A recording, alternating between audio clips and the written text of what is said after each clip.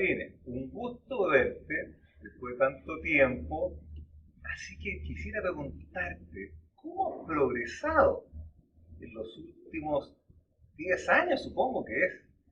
Cuéntame. Hola Carlos, también un gusto para mí verte, pero es hace más de 10 años que no nos vemos, hace como 20 años, por lo menos Wow. de que estábamos trabajando juntos, Ajá. nos hemos visto solo ocasionalmente. Bueno, la verdad es que yo he tenido hartos cambios en lo que es mi carrera profesional y mi desarrollo académico. Nosotros nos conocimos cuando trabajábamos en la Universidad Católica. Yo en el año 93 me fui a la Universidad Católica porque fui invitada a cofundar la Escuela de Psicología de la Universidad de Santiago de Chile y estoy hace 20 años allá en esa universidad trabajando y he evolucionado en varios aspectos, diría yo. Primero, de haber tenido mis primeros 20 años de carrera como muy centrada en lo profesional y en el área clínica principalmente. Después fui enriqueciendo el trabajo profesional con el trabajo en investigación científica y me he dedicado mucho a la investigación en los últimos años. Y además de los intereses en psicología clínica, he derivado a intereses muy importantes en el área de la psicología comunitaria, que lo veo como una derivación de la psicología clínica, porque eso surgió a partir de las primeras investigaciones que hice con una colega antropóloga sobre la imagen de los psicólogos en sectores populares, y a partir de los resultados de esas primeras investigaciones me di cuenta de la distancia que había en la formación que nosotros recibíamos en psicología clínica y las necesidades de los sectores populares, y cómo los modelos eran modelos trasplantados de otras culturas, muchas nórdicas, etcétera, que no aplicaban, pero que además la psicología clínica nunca iba a poder resolver o ayudar de manera demasiado significativa en sectores populares por el nivel de necesidades que había y que había que cambiar un poco el enfoque. Y además, en los últimos años he derivado, como en otros intereses de la investigación, he estado muy interesada en temas que yo considero que son tangenciales en la formación que nosotros damos todavía en las universidades. Son temas como que no están totalmente incorporados y que yo considero que tienen que ser incorporados. Bueno, Por ejemplo, el tema del género. El tema del género en Chile es muy poco considerado y casi no está incluida en la formación en psicología, o muy tangencialmente. Ese es uno. El otro es el tema de la ética, que he estado investigando en ética en la formación en psicología. De ahí derivé al interés en la ética en la investigación en psicología. Y actualmente estamos combinando con un equipo de colegas la investigación en ética y en interculturalidad, que nos parece que también es una dimensión que no está considerada en la formación actualmente. muy bien. Creo que me queda claro los puntos que estás mencionando. Ahora, ¿cuáles piensas tú que son las habilidades o competencias fundamentales que debe poseer un psicoterapeuta que se considere efectivo? Bueno, yo creo que las clásicas no hay que olvidarlas. Las clásicas hay que considerarlas siempre. Tener una cierta capacidad, una capacidad empática, una capacidad de ponerse en el lugar del otro. Ahí se requieren ciertas habilidades cognitivas para poder reflexionar sobre lo que la otra persona le está ocurriendo, lo que la otra persona está reportando. O como algunos dicen, esta capacidad de entrar en el otro, ponerse en el lugar del otro para poder entender lo que le pasa y después salirse para poder ayudarlo, a mirarlo desde otra perspectiva. Eh, Hay algunas habilidades también que yo considero que actualmente están adquiriendo más relevancia, pero esto lo veo solamente desde mi práctica como supervisora clínica, que yo he visto una evolución en las características de los estudiantes. Hay una... eh, los estudiantes actualmente, en parte tienen que ver con las reducciones que ha recibido la formación en psicología, no, lo que la formación que ellos reciben ahora no es la misma formación que nosotros recibimos en pregrado. Yo encuentro que se ha ido perdiendo gran parte de la calidad de la formación. Y a los estudiantes les cuesta mucho ponerse en el lugar del otro, porque además tienen poca experiencia, siento yo, poca experiencia de diversidad cultural, no en el sentido tradicional de que tienen que ir a conocer los pueblos indígenas o los mapuches, sino que de entender cómo la subjetividad varía según los contextos socioculturales, incluso en grupos pequeños. O sea, las diferencias de género yo creo que son diferencias que pueden ser entendidas como diferencias culturales. Las diferencias, por ejemplo, a mí me ocurre actualmente que con todos los cambios que se han producido a nivel de las comunicaciones, a nivel tecnológico, me cuesta a veces seguirles el paso a los adolescentes en cómo ven el mundo actualmente. Creo que a veces pongo como ejemplo, yo que entiendan que yo tengo un cerebro distinto, que yo me crié sin televisión y me crié leyendo libros y estudié sin fotocopiadora y por supuesto que sin internet. se me generó un cerebro distinto que a la persona que nace con el video en la mano, por así decirlo, o con los dedos en el computador. Y yo creo que entonces, así como antes, había que ser capaz de entender que los modelos que nacían en el norte no necesariamente eran aplicables en el sur. Yo creo que ahora lo que hay que ser capaz de entender es que los modelos que hoy día desarrollamos, ya mañana la generación siguiente, no la generación siguiente, la de 3 años más, ya es distinta. Y hay que tener entonces una flexibilidad y una capacidad de adaptación que yo creo que no se requería tan grandemente en los tiempos nuestros. Bueno, y obviamente que como son los temas que yo investigo, también pienso que son sumamente importantes las habilidades de comunicación intercultural y el tema de la ética, que me parece central por la ligación que tiene además con la técnica. O sea, yo creo que un trabajo que no es ético, técnicamente tampoco es bueno.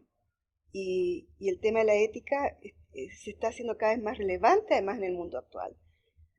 Casi como por contraposición a los cambios que tenemos, con todo el tema de la posmodernidad y la caída de los grandes relatos y el relativismo ético, moral, etcétera, es como que la ética ha adquirido de nuevo un rol central, como que es algo a lo cual podemos recurrir cuando nos perdemos un poco en esta cantidad de información y de miradas y donde pareciera de repente que todo es igualmente válido. Y yo creo que es importante el respeto al otro, y es importante el respeto al otro cuando el otro piensa distinto a mí, no cuando piensa igual que yo.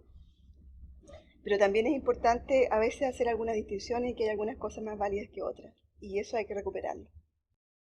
Marine, ¿cómo ves tú la psicología en 5 años más?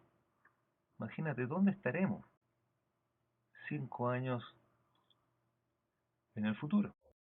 Bueno, yo creo que para responder a esa pregunta quisiera hablar un poquito del contexto de la psicología en Chile, que es mi país donde yo trabajo. En Chile la psicología ha tenido una evolución en el punto doble, diría yo, como en dos caminos paralelos. En lo que es el desarrollo de la disciplina como ciencia y como profesión ha evolucionado bastante. Yo creo que Chile es un país que se caracteriza entre los países latinoamericanos por tener una buena tasa de publicaciones, tiene buenos equipos de trabajo, hay generación de conocimiento y eso es importante. Pero por otro lado, lo que es el tema de la formación en psicología ha declinado de una manera que a mí me parece preocupante. Tiene que ver con el desarrollo, bueno, todo tiene que ver con la ley que declaró Pinochet en el año 1981 cuando liberizó la educación superior y se permitió que se crearan universidades prácticamente sin control. La única exigencia era tener 3 carreras que exigieran el grado de licenciado y un local, y punto. Nosotros en la década de los 80 contábamos con 2 escuelas de psicología para el país, lo que era insuficiente, pero ahora tenemos 140 programas, lo cual es excesivo, sobre todo porque están localizados principalmente en Santiago, en la región metropolitana, y porque, de acuerdo al sistema actual, prácticamente no existen regulaciones respecto de la calidad de la formación que se entrega. Eso está cambiando en este minuto, y yo espero entonces que eso cambie dentro de los próximos 5 años, o por lo menos dentro de los años siguientes. Yo creo que necesitamos recuperar nosotros una mínima regulación respecto de las exigencias para la formación en psicología, de manera que la persona que salga a trabajar en el área del campo de la psicología posea los conocimientos y las competencias mínimas para hacerlo de forma responsable y para hacerlo de una forma adecuada y efectiva. Creo que también lo otro que va a ser un cambio que ya empezó y que se va como a consolidar en los próximos años, tiene que ver con la formación de pregrado no va a ser suficiente. Ya cada día más es necesario tener y poseer una formación de posgrado. Y eso lo veo relacionado también con la ampliación que han tenido los campos de la psicología. Han emergido campos nuevos que en Chile, por ejemplo, han tenido desarrollo súper importante. 2 campos nuevos de psicología del deporte, el otro psicología jurídica, que tiene mucho desarrollo en Chile y que eso requiere formaciones adicionales, no basta con la formación básica. Bueno, lo mismo vale para psicología clínica, para psicología comunitaria, para psicología educacional, etcétera. Yo creo que esos van a ser algunos de los cambios más importantes y espero que sean favorables. Muy bien. ¿Qué sugerencias tienes para aquellos muchachos y muchachas que se estarían graduando, por ejemplo, dentro de este año? Claro. Bueno, lo que yo hago habitualmente es planteárselo a mis estudiantes ya durante la formación. Primero les explico que por la situación laboral que existe y por la gran oferta que existe de psicólogos, ocurre entonces algo que en mi época no ocurría, que es que tienen que competir con muchos otros psicólogos por un puesto de trabajo. Y entonces ellos tienen que ser capaces de demostrar que son muy buenos, que son responsables, que han tenido buenas notas en la universidad, que han hecho ayudantías, que han hecho investigación, que han participado de congresos, etcétera, porque tienen que poder competir. Junto con, bueno, y que además uno de los temas que va a ser en la distinción también tiene que ver con la formación ética, que eso es importante que de alguna manera que manifiesto, digamos, cuando ellos van a una entrevista de trabajo, etcétera.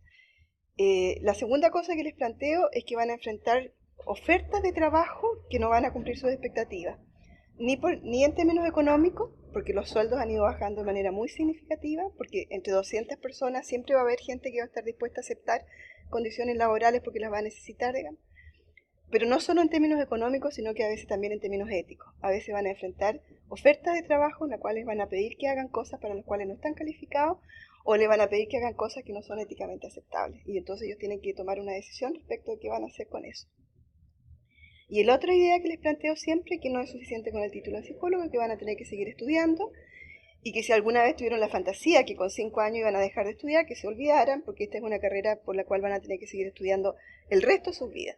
Porque un poco con lo que decía hace un rato atrás, yo con los cambios que se están produciendo, mantenerse actualizado hoy día es una obligación ética, es una obligación profesional, porque yo no puedo ofrecer un tratamiento, por ejemplo, o una atención psicológica que ya está obsoleta, por el hecho de que no me dediqué a averiguar si acaso, no porque no he leído las últimas revistas.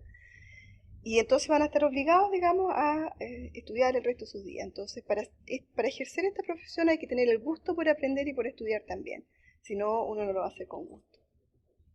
Muy bien. Ahora, si tuvieras una varita mágica,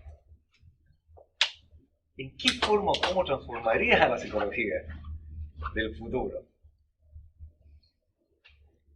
La verdad es que lo primero que se me ocurre es como recordar un poco cómo fue nuestra formación, pero tengo el temor de que eso parezca como un comentario de una persona mayor que encuentra que el tiempo pasado siempre fue mejor. Entonces quiero pensarlo en términos futuros mejor. Y en términos futuros, yo reforzaría algunas ideas y agregaría una nueva. Reforzaría la idea de la seriedad y la rigurosidad. Yo quiero que la psicología sea una disciplina muy seria, una disciplina como ciencia y como profesión que haga su trabajo muy bien, que sea muy riguroso, que sea muy responsable, eh, en que realmente se cumplan las normas, tanto de investigación, por ejemplo, en el caso de la investigación, las normas metodológicas como las normas éticas, en el caso de la práctica también el tema de la responsabilidad con el otro, con la persona que viene a nosotros casi siempre en una posición de vulnerabilidad, en una situación de vulnerabilidad, confiando en que nosotros podemos ayudar o en que nosotros le podemos dar algún tipo de ayuda. Pero yo también sueño con una psicología que recupere lo que yo considero que es un poco el ethos, por lo menos de la psicología comunitaria, muy explícitamente. Pienso que también de otras áreas de la psicología, que es la ética y la política. Yo quiero una disciplina éticamente muy poderosa y políticamente comprometida en el sentido correcto de la palabra política, que significa comprometida con la transformación social. Yo quiero que la psicología recupere eso. En Chile eso se ha perdido por el hecho de haber estado la formación superior inserta en un modelo de libre mercado. Y yo creo que hay que recuperar un poco el tema de que la carrera que estudiamos es una carrera que en su ethos está el ayudar al otro. No es simplemente un modo de ganarme la vida. Yo creo que eso es algo que a mí me gustaría lograr si tuviera una varita mágica. ¿Hay alguna otra cosa que debiera haberte preguntado y no lo hice o algo más que quisieras agregar? Eh, no se me ocurre alguna otra pregunta, pero eh, tal vez me gustaría agregar que tengo esperanza de que algunos de estos cambios se pueden ocurrir. Estamos nosotros en un proceso eh, de transformación en mi país que yo espero que sea exitoso. Por primera vez en Chile se está proponiendo una reforma educacional que implica recuperar algunos derechos que nosotros teníamos hace 40 años atrás, como la educación pública, libre y gratuita. Yo pienso que yo estudié por lo menos los 3 primeros años en forma gratuita. Y pienso que si uno estudia de forma gratuita, de alguna manera eso también significa transmitir que si la sociedad me está dando algo, me corresponde también devolverle algo a la sociedad. Yo creo que el modelo de libre mercado produce un daño muy grande en las personas al decirle tú te las tienes que arreglar solo y tú tienes que centrarte en ti, en tus necesidades Y por eso digo yo que a veces la profesión se transformó en una forma de ganarme la vida solamente, y entonces elijo una carrera que me dé más posibilidad de ganarme la vida, más que una carrera que me haga feliz o una carrera en la cual yo pueda contribuir a la sociedad, porque pienso que todos tenemos de alguna manera una obligación de dejar el mundo un poquito mejor que como estaba cuando llegamos, pero yo creo que en el caso de la psicología esa responsabilidad es mayor. Muchas gracias, María Inés, muchas gracias. Un placer.